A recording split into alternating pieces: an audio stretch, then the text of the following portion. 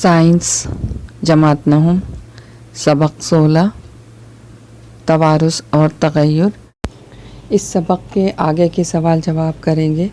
इसका पहला part YouTube पर अपलोड हो चुका है।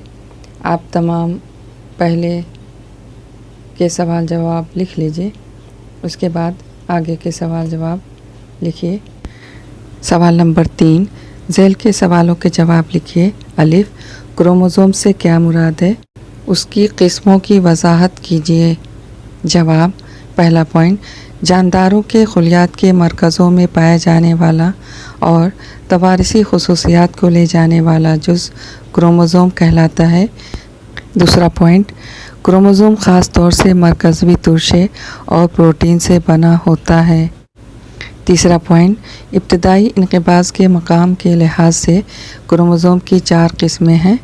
ए मेटासेंट्रिक, बी सब मेटासेंट्रिक, सी एक्रोसेंट्रिक, डी टेलोसेंट्रिक। ए मेटासेंट्रिक, इस क्रोमोसोम में इब्तदाई इनक़िबाज़ या मरकज़ पारा दरमियान में होता है। इसमें क्रोमोसोम के दोनों बाजू मसावी लंबाई के होते हैं और क्रोमोसोम अंग्रेज़ी हुर्फ वी जैसा नज़र आता है। बी सब मेटासेंट्रिक, इस क्रोमोसोम में मरकज़ पारा दरमियान से किसी कदर हटा हुआ होता है। इसमें एक बाजू दूसरे बाजू से किसी कदर छोटा होता है। ये क्रोमोसोम अंग्रेज़ी हुर्फ एल जैसा नज़र आता है। सी एक्रोसेंट्रिक, इस क्रोमोसोम में मरकज़ पारा सिरे के करीब होता है। इसमें एक बाजू बहुत बड़ा और दूसरा बेहद छोटा होता है। ये क्रोमोसोम अंग्रेज़ी हुर्फ जे जैसा नज़र आता है। डी टेलोसेंट्रिक, इस क्रोमोसोम में मरकज़ पारा सिरे पर होता है। इस क्रोमोसोम में सिर्फ एक ही बाजू होता है। ये क्रोमोसोम अंग्रेज़ी हुर्फ आई के जैसा नज़र आता है।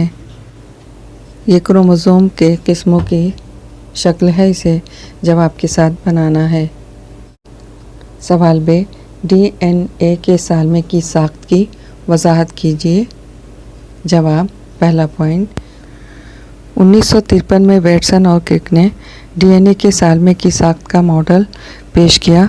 दूसरा पॉइंट, इस मॉडल के मुताबिक न्यूक्लियोटाइड के 2 मुतवाज़ी धागे स्ट्रैंड्स एक दूसरे के अतराफ लिपटे हुए होते हैं और दोहरा मरगोला दोहरी कमान डबल हेलिक्स बनाते हैं। तीसरा पॉइंट, इस दोहरे मरगोले की साख्त लचकदार सीढ़ी के जैसी नज़र आती है। चौथा पॉइंट, DNA का मरगोला न्यूक्लियोटाइड से बना होता है। इन न्यूक्लियोटाइड को DNA की इकाइयाँ कहते हैं। पाँचवा पॉइंट, नाइट्रोजनी मादे का एक सालमा और फास्फोरिक एसिड का एक सालमा शक्कर के एक सालमे से जुड़ा होता है। छठा पॉइंट, नाइट्रोजनी मादे 4 किस्म के होते हैं जिन्हें एडेनिन, ग्वानिन, साइटोसिन और थायमिन कहते हैं। नाइट्रोजनी मादे 4 किस्म के होने की वजह से न्यूक्लियोटाइड भी 4 किस्म के होते हैं। सातवां पॉइंट, 2 मरगोलों के नाइट्रोजनी मादे हाइड्रोजनी बंदिश के ज़रिए जुड़कर नाइट्रोजनी मादों की जोड़ी बनाते हैं। इस तरह गोया वो सीढ़ी का एक कदमचा बनाते हैं। सीढ़ी के 2 खंभे लंबी जंजीर बनाते हैं जिसमें शक्कर और फास्फोरिक एसिड के सालमे एक के बाद दिगरे जुड़े होते हैं। आठवां पॉइंट, DNA के सालमे में एडेनिन हमेशा थायमिन के साथ जोड़ी बनाता है और ग्वानिन हमेशा साइटोसिन के साथ जोड़ी बनाता है। ये DNA के साख्त की शक्ल है, इसे भी जवाब के साथ बनाना है। सवाल जीम, RNA की साख्त, अफ़ाल और किस्में लिखिए। जवाब, पहला पॉइंट, RNA की साख्त। ए न्यूक्लियोटाइड RNA के सालमे की जंजीर की सबसे छोटी इकाई है।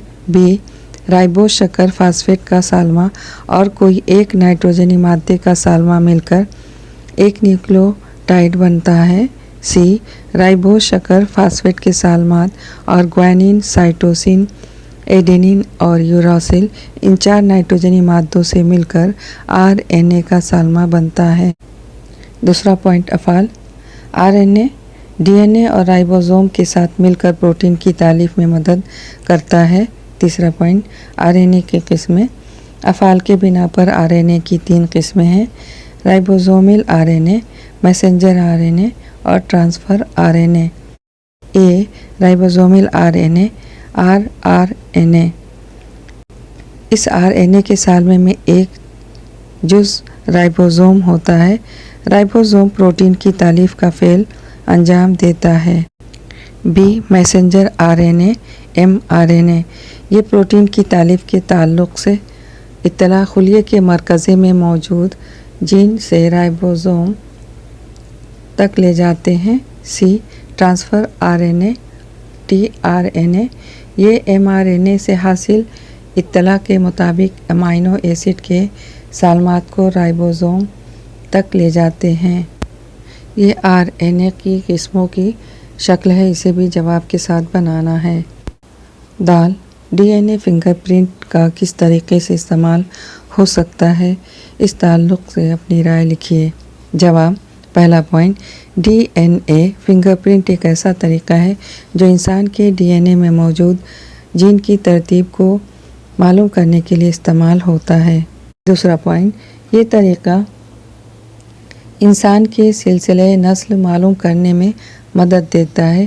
یہ طریقہ مجرموں کو پکڑنے کے لیے بھی استعمال ہوتا ہے۔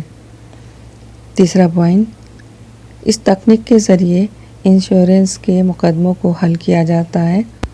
چوتھا پوائنٹ، اس کے ذریعے زراعتی سائنس کو بہت فائدہ حاصل ہوتا ہے۔ جینومکس کے میدان میں بھی اس تکنیک کے ذریعے مدد ملتی ہے۔ پانچواں پوائنٹ، وراثتی بیماریوں کی جانچ میں بھی یہ تکنیک مدد کرتی ہے۔ چھٹا پوائنٹ، اس تکنیک کے ذریعے ایک ہی بچہ پر دعویٰ کرنے والے کئی سارے والدین میں سے اصل والدین کی بآسانی شناخت کی جاتی ہے۔ ساتواں پوائنٹ، DNA ٹیسٹ سے حاصل کردہ معلومات کو راز میں رکھنا چاہیے ورنہ اس کا غلط استعمال بھی ہو سکتا ہے۔ سوال ہے، شادی سے قبل دولہا اور دلہن کے خون کی جانچ کرنا کیوں ضروری ہے؟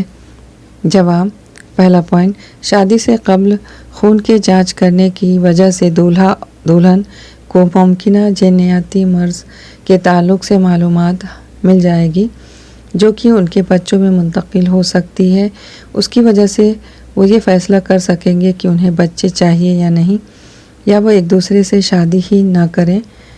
دوسرا پوائنٹ، ان کی سابقہ طبی معلومات اور ان کے خون کے گروپ کے فرق سے یہ ممکن ہے کہ انہیں قیمتی طبی صلاح مشورہ دے سکیں۔ تیسرا پوائنٹ، شادی سے پہلے خون کی جانچ شادی کرنے والے جوڑوں کو ایک دوسرے سے ہونے والے متعدی امراض سے محفوظ رکھتی ہے، اس لیے یہ ضروری ہے کہ شادی سے پہلے خون کی جانچ کروا لی جائے۔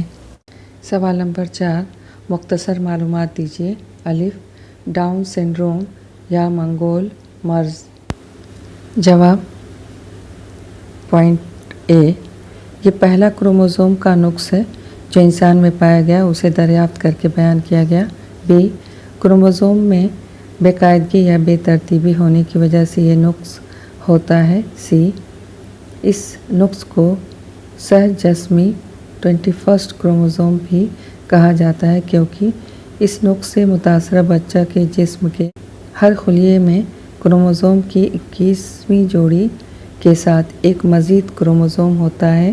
ایسے بچے میں 46 کے بجائے 47 کروموزوم پائے جاتے ہیں۔ ایسے بچے کن ذہن ہوتے ہیں اور ان کا عرصہ حیات کم ہوتا ہے۔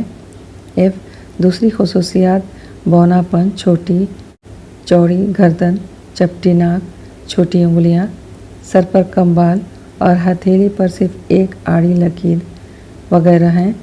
ان کے اندازاً عمر 16 سے 20 سال ہوتی ہے۔ سوال ب، اکہری جینی نقص، اسے یک جینی نقص بھی کہتے ہیں۔ جواب: پہلا پوائنٹ، یک جینی نقائص ایسے نقائص ہیں جو صرف ایک جین میں تبدیلی ہونے کی وجہ سے پیدا ہوتے ہیں۔ ایسے 4000 مختلف نقائص ہیں جو یک جینی نقائص میں شمار کیے جاتے ہیں۔ ناقص جین کی وجہ سے جن میں تبدیلی ہونے کی وجہ سے جسم میں جن کے ذریعے ہونے والے ماحصلات تیار نہیں ہوتے۔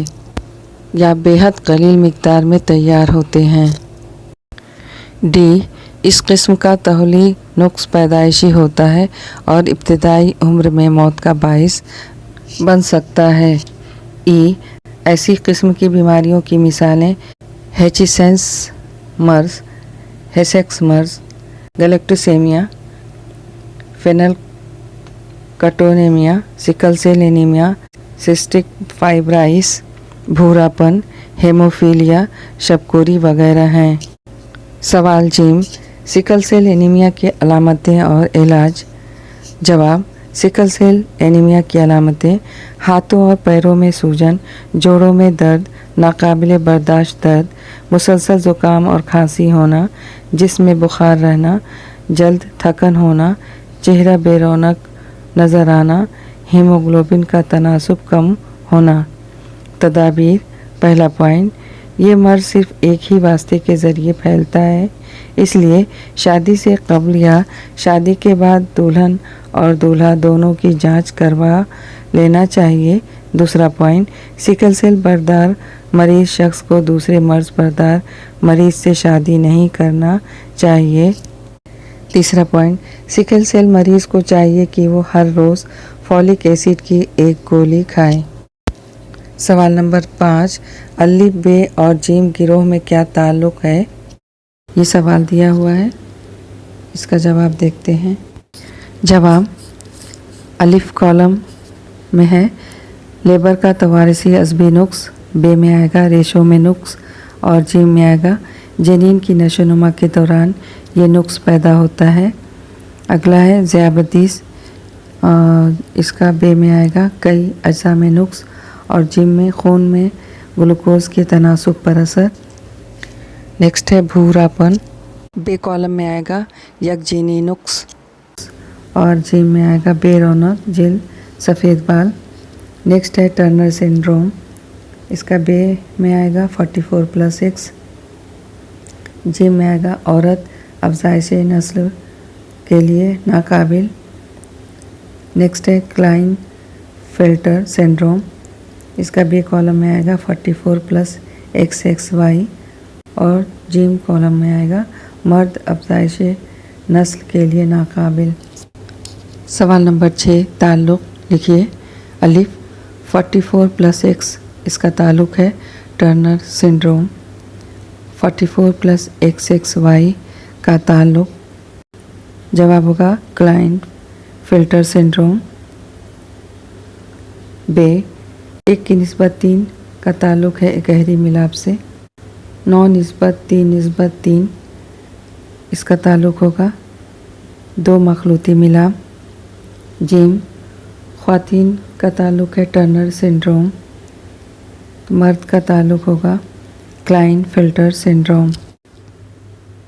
सवाल नंबर 7, तवारसी नुक्स की मालूमात के बिना पर खाका तैयार कीजिए। जवाब, पहले में क्रोमोज़ोम की बेकायदगियाँ, दूसरे में यकजीनी नुकाइस, तीसरे में तवानी में नुक्स, चौथे में कसीर जीनी नुकाइस। इस तरह आगे की तमाम वीडियोज़ आपको मिलती रहें, इसके लिए चैनल को सब्सक्राइब करना ना भूलें।